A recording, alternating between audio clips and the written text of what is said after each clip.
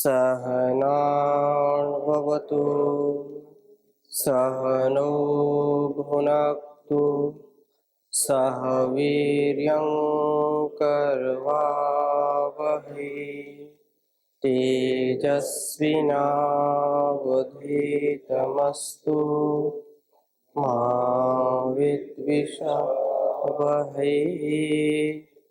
ओम शांति शांति शांति। वैदिक जीवन पद्धति की इस कक्षा में आप सबका हार्दिक स्वागत है, अभिनंदन है। शतायुष कैसे हो, इसके विषय में संध्या के उपस्थान मंत्रों का स्वाध्याय लगातार हम कर रहे हैं और दीर्घायुष्य का जो वेदोक्त कर्तव्य बताया है उसमें हम सतत निरत रहें। उसके लिए जो महाभारत का एक श्लोक हम पिछली कक्षा में पढ़ रहे थे, शतायुषरुक्तः पुरुषः सर्ववेदेषु वै यदा नाप्नोत्यथ च तत्सर्वमायुः केनेह हेतुना। अर्थात जब हम 100 वर्ष तक जीने का प्रयास करेंगे तो निश्चित रूप से 100 वर्ष तक जी सकते हैं, और यदि उसके अनुसार जो वेदोक्त गुणकर्म स्वभाव है और जो वीर्य वृद्धि की बात है, वीर्य हमारे जीवन का सार है, और यदि हम वीर्यहीन होकर के सामर्थ्यहीन होकर के 100 वर्ष तक जीने का प्रयत्न करेंगे तो भी नहीं कर पाएंगे। हो सकता है कोई आयु को प्राप्त कर ले, लेकिन जो इस मंत्र में कहा कि शृणुयाम शरधा शतम, पश्येम शरधा शतम, प्रब्रवाम शरधा शतम, वो शायद उपदेश, वो निर्देश सार्थक ना हो पाए। हमारी इंद्रियां शिथिल हो जाती हैं कालांतर में, लेकिन जो वीर्यवान होगा, जिसके जीवन में ब्रह्मचर्य का अखंड व्रत है, वही जीवन में शतायु हो सकता है। अतः इसमें कोई संशय नहीं होना चाहिए कि जो वेद के वचन हैं, जो वेद का उपदेश है, वो निरर्थक नहीं है, झूठा नहीं है, लेकिन उसके लिए हमारा आहार व्यवहार, ये यहाँ पर जो कहा कि वो कोई ऐसा जो चारों वेदों में इसका वर्णन मिलता है, लेकिन सब इसको पा नहीं पाते 100 वर्ष की आयु। क्यों? क्योंकि कहीं ना कहीं दोष उत्पन्न हो जाता है, कहीं ना कहीं आहार विचार व्यवहार में त्रुटियां आ जाती हैं। व्यक्ति का मानसिक संतुलन भी उसके जीवन की आयु में वृद्धि कारक और क्षय कारक होता है। यदि उसका विचार ठीक है, उसको तनाव नहीं है, कोई टेंशन नहीं है, बिल्कुल आनंद में रहता है, अमंद आनंद का अनुभव करता है, तो उसकी आयु स्वतः ही बढ़ जाती है। सारी सुख संपन्नता होने के बावजूद जिसकी दृष्टि, जिसकी जो है विचारधारा ठीक नहीं है, जो तनाव में जीता है, जो ईर्ष्या द्वेष छल कपट में जीता है, वो कभी भी शतायु नहीं हो सकता है। उसके अंदर की जो क्षमताएं हैं वो धीरे धीरे क्षीण होती जाती हैं, नष्ट होती जाती हैं। तो केवल मंत्र पाठ करने से यह बात बनती नहीं है। अतः मंत्र हमारे जीवन में विशेष शक्ति का आधान करते हैं, इसलिए मंत्रों का उच्चारण भी आवश्यक है। तदनुसार उसका जीवन यापन हो, अर्थात उसका आचरण भी हमारे जीवन में होना चाहिए। तो ये तब हमारी दीर्घायु की जो कामना है, या जो ईश्वर के द्वारा उपदेश हमको दिया जा रहा है कि 100 वर्ष तक हम जिए, 100 वर्ष तक देखें सुने, सारी जो है क्रियाकलापों में हम भाग ले सकें, उसके लिए आपको ये बहुत ही दृढ़ता के साथ इस पर विश्वास करना चाहिए कि ये तुम्हारे अंदर होना चाहिए कि मैं 100 वर्ष तक जीऊं और उसके लिए एक एक व्यवहार करूं। और भी कुछ वेदों के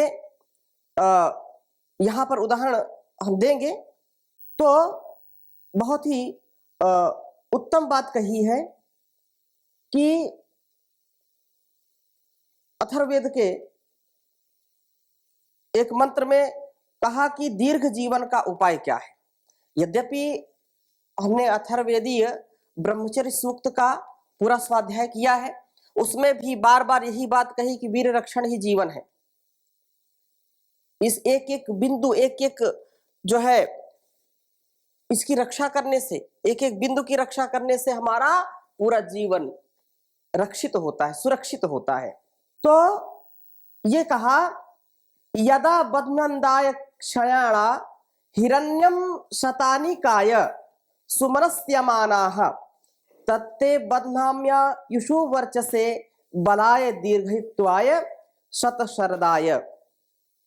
बहुत उत्तम बात कही कि व्यक्ति दाक्षिणायणा अर्थात सब प्रकार की उन्नति की कामना करने वाले, सुमनस्यमानाः मन की प्रसन्नता को चाहने वाले लोग, शतानिकाय 100 वर्ष तक बल की स्थिरता के लिए, यत जिस हिरण्यम अर्थात हित रमणीय हितकारी वीर शक्ति को आबंधन अपने अंदर बांधते हैं, विषयों में नष्ट होने से रोक करके उसकी रक्षा करते हैं, तत् उसको मैं आचार्य ते तुझ शिष्य के लिए आयुषे सुखी जीवन के लिए, वर्चसे तेज के लिए, बलाय बल के लिए, शारीरिक बल के लिए, दीर्घत्वाय दीर्घ जीवन के लिए, शतशरदाय 100 शरद ऋतुओं तथा जीवनार्थ बदनामी बांधता हूं, स्थिर करता हूं। जो वीर रक्षण है, वो वीर रक्षण हमारे अंदर जब दृढ़ होता है, अर्थात वीर्य की शक्ति से जब हम ओतप्रोत हो जाते हैं, वीर्य उत्साह का नाम है।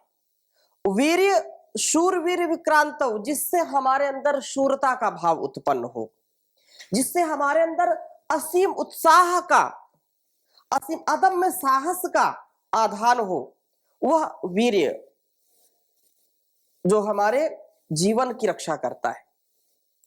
और उत्तम वीर्य से, उत्तम आचरण से, उत्तम शुद्ध भाव से ही व्यक्ति इस संसार में भी श्रद्धा भक्ति का आधान कर सकता है, और कोई दूसरा उपाय नहीं है। संसार में जितने भी महापुरुषों ने इस राष्ट्र की, इस संसार की, इस धराधाम की सेवा की है, उनके जीवन में अखंड प्रचंड पुरुषार्थ और अखंड प्रचंड ब्रह्मचर्य का पालन। बिना ब्रह्मचर्य के पालन के कोई भी बड़ा कार्य नहीं कर सकता। कालांतर में यदि उसने किया भी है, और कालांतर में यदि पता चले, तो लोगों की अश्रद्धा उससे हो जाती है। इसलिए जो महापुरुष होते हैं वो सदा धीर गंभीर होते हैं, वो अपने संयम को कभी भी छोड़ते नहीं हैं, अपनी मर्यादा को कभी भी लांघते नहीं हैं। अतः यदि हम शतायु होना चाहते हैं, 100 वर्ष तक जीना चाहते हैं, तो इस बात को हमको ध्यान में रखना चाहिए कि ब्रह्मचर्य युक्त जीवन जिएं और उच्छृंखलता को छोड़ दें, असंयम को छोड़ दें। मर्यादित जीवन जिएंगे तो ही इसका कल्याण हो सकता है। आचार्य इसका उपदेश देता है और कहता है कि हितकारी, हे शिष्य, हितकारी रमण करने वाले हिरण्य वीर्य को जीवन में रक्षा, दाक्षयाणाः दक्ष वृद्धौ धातु से, तो सर्वांगीण उन्नति करने के लिए योगी साधक जन सहेज कर रखते हैं। ऊर्ध्व रेता बनते हो, ऊर्ध्व रेता जब तक व्यक्ति नहीं बनेगा तब तक उसका ज्ञान विज्ञान परिपक्व नहीं हो सकता है। जब तक वह वीर्यवान नहीं बनेगा, रोज प्रार्थना आप करते हैं तेजोसी तेजोमयी दे, वीर्यमसी वीर्यमयी दे, वह परमात्मा तेज का, सारे तेजों का, सूर्य चंद्र सारे नक्षत्र ग्रहों का, एक दीप से लेकर के सूर्य तक सारे प्रकाशकों का भी वो प्रकाशक परमपिता परमेश्वर है। तेजोसी तेजोमयी दे, मुझको भी तेजस्वी है तो वो तेज मेरे में भी आप दीजिए। वीर्यमसी वीर्यमयी दे, आप वीरवान हैं, उत्साह के भंडार हैं। सारे संसार के व्यापारों को करने के लिए आप सब में शक्ति का आधान करते हैं, सब में उत्साह का आधान करते हैं। बिना उत्साह के हम एक कदम भी आगे नहीं बढ़ सकते हैं। बिना उत्साह के हम किसी क्रिया को नहीं कर सकते हैं। बिना उत्साह के हम भोजन भी नहीं कर सकते हैं। बिना उत्साह के यदि सार में कहें तो हमारा जीवन बहुत ही नरकी हो जाएगा। इसलिए उत्साह पूर्वक जीवन को जीने का एक ही उपाय है, 100 वर्ष तक जीने की एक ही कला है, वो है ब्रह्मचर्य। आहार, निद्रा और ब्रह्मचर्य, और हम जोड़ दें इसमें तो, लेकिन उससे भी अलग अलग अलग। आहार बहुत अच्छा है, बहुत पौष्टिक आहार लेते हैं, लेकिन निद्रा आपको नहीं आती है। आहार के लिए आप अनेक प्रकार के फल का प्रयोग करते हैं, मिष्ठान का प्रयोग करते हैं, या शुष्क में ड्राई फ्रूट्स का प्रयोग करते हैं, दूध घी खूब पर्याप्त खाते हैं, लेकिन आपको सोने ना दिया जाए, वो आहार, पौष्टिक आहार आपको बल देगा क्या? नहीं दे सकता है। इसलिए दीर्घ आयु के लिए भी कम से कम 5 से 6 घंटे स्वस्थ व्यक्ति को सोना चाहिए। बच्चों को और ज्यादा सोना चाहिए थोड़ा सा। लेकिन जैसे जैसे आयु हमारी बढ़ती जाती है वैसे वैसे फिर नींद हमारी कम होती जाती है। जो अधिक वृद्धावस्था को प्राप्त होते हैं वो फिर ज्यादा नहीं सोते हैं, वो 3-4 घंटे में उनकी नींद पूरी हो जाती है। लेकिन प्रौढ़ावस्था में या बहुत युवा अवस्था में कम से कम 5 से 6 घंटे का विश्राम, निद्रा, गहरी निद्रा आनी चाहिए। तो हम कह रहे थे कि यदि ब्रह्मचर्य जो सबसे अंत में उपस्तंभ है, ये जीवन के आरोग्यता के लिए या जीवन की 100 वर्ष तक की जो कामना है उसके लिए 3 स्तंभ प्रमुख बताए हैं, और उनमें एक से जो प्रथम से अंतिम है उसमें वो गरी है, वो बड़ा है। जैसे आहार आप ले रहे हैं और आहार खूब अच्छा लिया, लेकिन निद्रा यदि नहीं लेते हैं तो आहार की कोई महत्व नहीं, उसका कोई विशेष प्रभाव शरीर पर नहीं पड़ेगा। निद्रा खूब ले रहे हैं लेकिन ब्रह्मचर्य का पालन नहीं कर रहे हैं, वीर्यपात हो रहा है। जो हमारे अंदर कुसंग के भाव हैं, जो लोभ, ईर्ष्या, द्वेष, छल कपट के भाव हैं, यदि वो बार बार काम कर रहे हैं, हमको दूसरों से भय लग रहा है, शंका हो रही है, डर लगता है, तो ये अब्रह्मचर्य में जीने से भी आप कितना भी आहार अच्छा ले लें, कितनी भी निद्रा ले लें, लेकिन फिर भी जीवन आपका 100 वर्ष तक का हो नहीं सकता, आप स्वस्थ नहीं रह सकते। इसलिए ब्रह्मचर्य परम आवश्यक है। यही बात यहां पर गुरु शिष्य को उपदेश कर रहे हैं, वेद मंत्र को आधार बना करके, कि जो सर्वांगीण उन्नति के लिए यत्न करते हैं जो योगी, वो साधक जन इस वीर को सहेज करके रखते, ऊर्ध्वरेतस बनते हैं, वीर का कभी भी स्खलन नहीं करने देते, जिससे उनकी प्राण शक्ति 100 वर्ष तक ह्रास ना हो और वो सदैव प्रसन्न रहे। 100 वर्ष तक भी वो कभी भी ब्रह्मचर्य को खंडित नहीं करते हैं। उस शक्ति को तेरे शरीर में स्थिर रखने की व्यवस्था करता हूं। ये जो ब्रह्मचर्य है ये कैसे आता है? गुरु के उपदेश से। गुरुओं का भी गुरु ईश्वर है, उसका उपदेश वेद है साक्षात। तो वेद का उपदेश सुनने से, वेद का आदेश का अनुपालन करने से, उसका अनुकरण अनुसरण करने से हमारा वीर पुष्ट होता है, वैसे आहारों का ग्रहण करने से। इसलिए तू ब्रह्मचारी है, तू ब्रह्मचारी है, ब्रह्मचर्य की रक्षा के लिए उचित मात्रा में जल ग्रहण कर। सब कुछ ठीक ठीक हो रहा, लेकिन असंतुलित आहार, जल भी हम यदि असंतुलित लेंगे तो भी वीर्य क्षय होगा। तो भी हमारी धातुएं पुष्ट नहीं होंगी।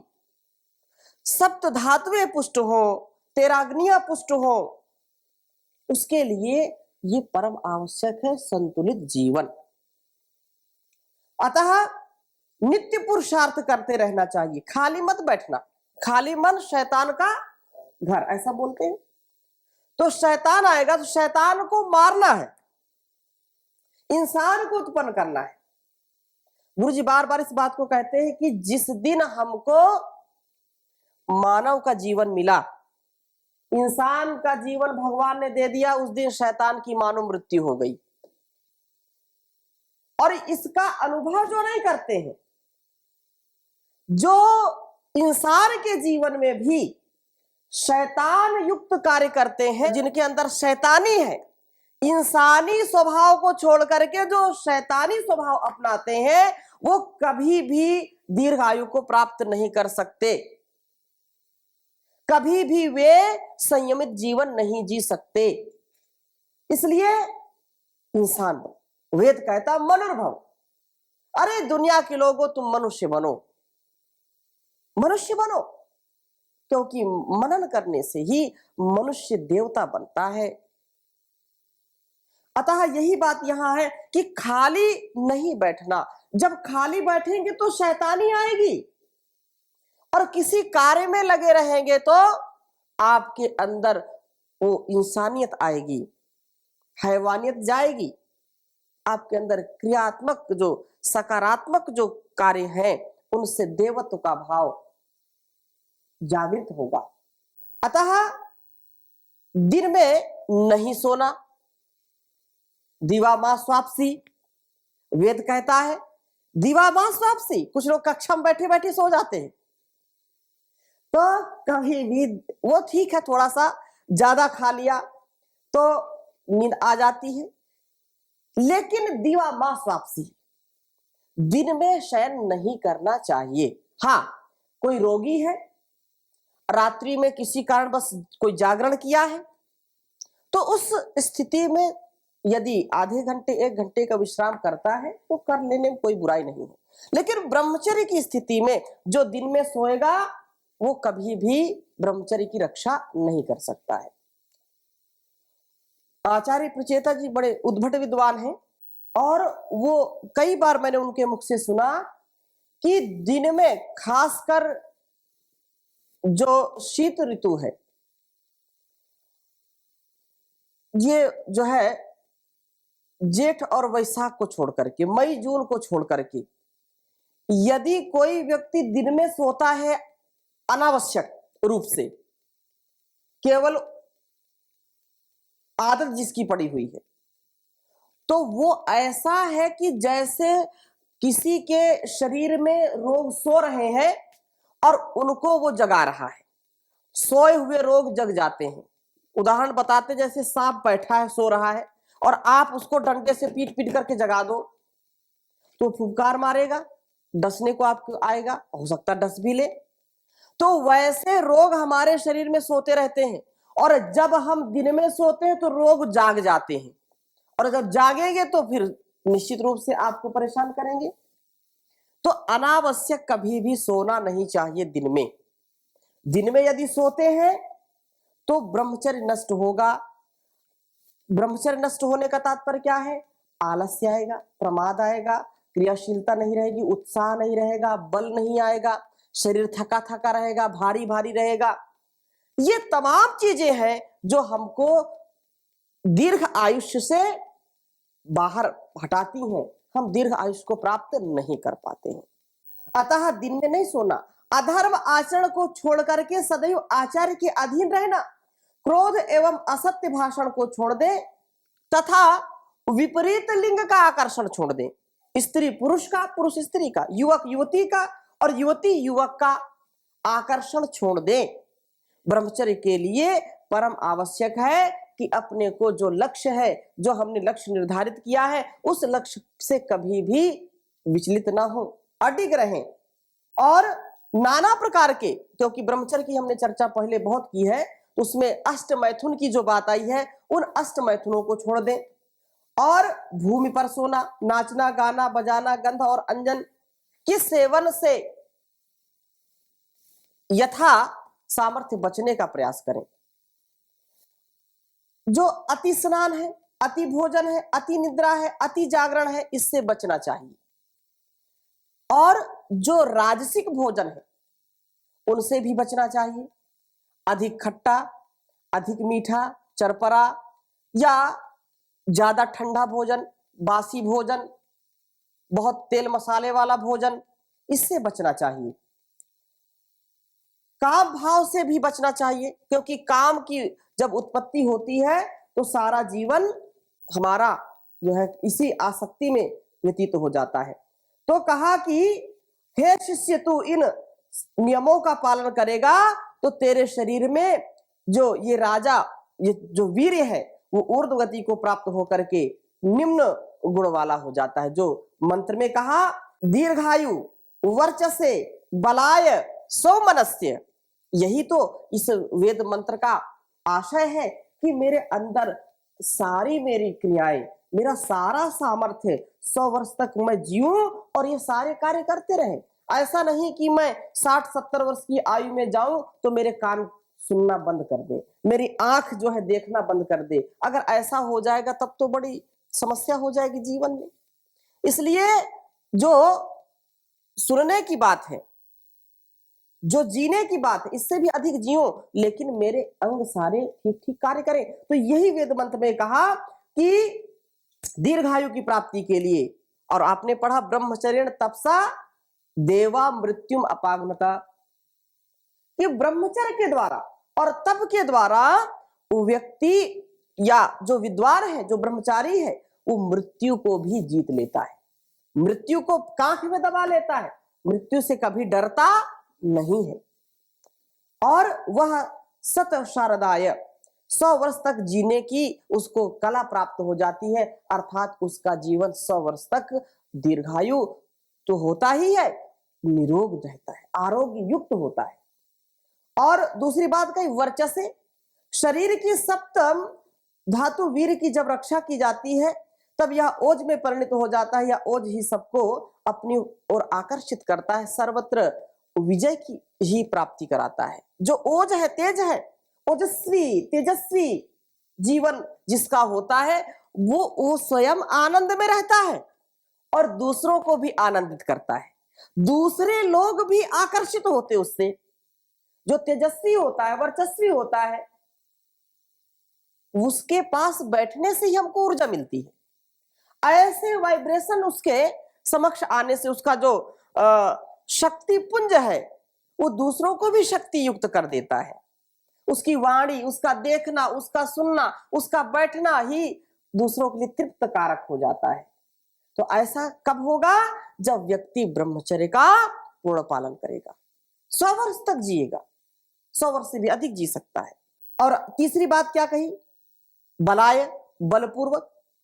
ब्रह्मचर्य रक्षण से, ब्रह्मचर्य की रक्षा करने से शारीरिक बल की वृद्धि होती है और व्यक्ति में स्फूर्ति, उत्साह, निरोगता आदि गुण जो है वीर रक्षण से ही आते हैं और कोई दूसरा उपाय नहीं है। संसार में यदि सब ठीक है, थोड़ा सा औषधियों से लाभ मिलता है, लेकिन औषधि कब तक काम करेगी? जब तक हमारे शरीर में हमारे जो तंत्र है, जो यंत्र है, वो काम करेंगे। लेकिन वो कब काम करते हैं? जब आपके अंदर ब्रह्मचर्य का पालन हो। वीर वृद्धि कुछ औषधियों से लोग करते हैं, लेकिन वो जो प्राकृतिक है उसकी जब व्यवस्था ढीली हो जाती है तो औषधि कितना भी कोई खिलाए वो कभी भी बच नहीं सकता। अगर औषधियों से ही सब कुछ होने लगे तो फिर जो धनाढ्य लोग हैं, जो औषधियों की सर्व सुलभता से युक्त है, वो कभी मरे ही नहीं, वो कभी जीर्ण शीर्ण होंगे ही नहीं। लेकिन ईश्वर की व्यवस्था के आगे सब नतमस्तक होते हैं। एक सीमा है, एक काल है कि जब तक आपका यह शरीर वीर युक्त और उत्साह युक्त रहेगा, उसकी भी कंडीशन लगाई है। उसकी कंडीशन पूरी करेंगे तो हम मरते दम तक, अंतिम श्वास तक पूरी ऊर्जा से भरपूर रहेंगे। सौमनस्य, अंतिम बात कही, ब्रह्मचारी सदैव खिले पुष्प की भांति मुस्कुराता है। और सबका आकर्षण का केंद्र बना रहता है। उसके मन में निराशा का भाव नहीं आता है और वह सदैव प्रसन्न होकर के प्रत्येक कार्य को हंसता हुआ करता है, प्रसन्नता से ही करता है। कब कष्ट आए कब नष्ट हो गए उसको पता नहीं चलता। दूसरे लोग भी उसकी जो है स्तुति करते रहते हैं, कुछ लोग निंदा भी करते हैं तो भी उनकी परवाह नहीं करता है। सौमनस्य युक्त व्यक्ति को होना चाहिए। मन की प्रसन्नता बहुत ही लाभकारी है। जो लोग हंसते हैं, मुस्कुराते हैं, जिनके अंदर हृदय में कोई पाप नहीं, कोई छल नहीं, कोई कपट नहीं, उनका हृदय स्वच्छ निर्मल होता है तो दूसरे भी उनके पास जाकर के उनसे प्रसन्नता को प्राप्त करते हैं। जो हताश है, निराश है, जिसके अंदर बहुत कमजोरियां हैं, जिसके अंदर बहुत ज्यादा कमियां हैं, झुंझलाहट है, जिसके अंदर क्रोध की भावना है या ईर्ष्या द्वेष की भावना है, उसके पास जब कोई बैठेगा तो अपने ही रंग में दूसरों को भी रंगता है। इसलिए क्रोधी व्यक्ति के पास कोई जाएगा तो क्रोध ही आएगा उसको देख करके। कोई प्रसन्न है तो प्रसन्नता युक्त व्यक्ति जाएगा तो उसको प्रसन्नता ही उसको मिलेगी। इसलिए इस बात का हमेशा ध्यान रखना चाहिए कि हमारे मन की प्रसन्नता कभी भी हमसे दूर ना, और वो कब दूर नहीं होगी, जब आपके अंदर ब्रह्मचर्य का पालन होगा। ब्रह्मचर्य का तात्पर्य ब्रह्म का अन्वेषक, ब्रह्म युक्त आचरण करना, ब्रह्म में अपने आप को समर्पित करके रखना, ब्रह्मार्पण सारे कार्यों को करना, ब्रह्मनिष्ठ होकर के अपने व्यवहार को करना। कुछ ब्रह्मचर्य का पालन करके उदंड हो जाते हैं, ऐसा लोग कहते हैं। अर्थात जब उसके अंदर असीम बलवीर आता है तो किसी को नहीं समझता, अहंकारी हो जाता है। वो लोग ठीक ठीक ब्रह्मचर्य का पालन नहीं करते। ब्रह्मचर्य शब्द बहुत विस्तार में है। तो हम जो है समग्रता से इस जीवन को जीने के लिए हमको जीने का अधिकार ईश्वर ने दिया है, तो ऐसा हम जिए और 100 वर्ष तक जिए, ऐसी हमारी सबकी मनोकामना होनी चाहिए। आदर्श बने। ये भारतवर्ष आदर्श था और अभी भी कुछ क्षेत्रों में आदर्श है, तो हम सबका ये प्रण होना चाहिए। उसके लिए जो भी कार्य, जो भी नियम संयम है, उनका अनुष्ठान करके दीर्घ आयु को हम प्राप्त करें। तो इसकी चर्चा अगली कक्षा में और करेंगे। अभी यहीं पर विराम देते हैं।